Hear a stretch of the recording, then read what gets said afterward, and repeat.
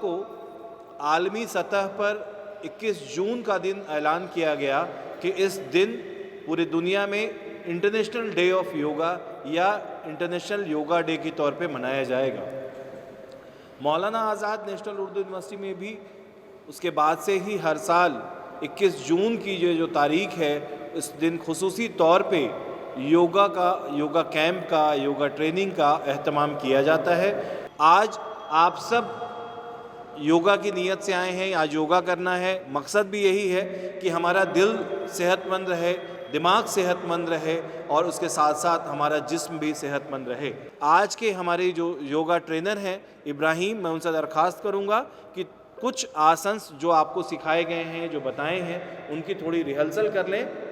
योगा का मतलब डिसिप्लिन है, यानी ज़िंदगी में डिसिप्लिन लाने को योगा कहते हैं। इंसान ज़िंदगी में फिज़िकली, मेंटली और इमोशनली फिट रहना चाहिए, और ये सिर्फ योगा प्रैक्टिस से होता है। इंशाल्लाह योगा प्रैक्टिस से होता है।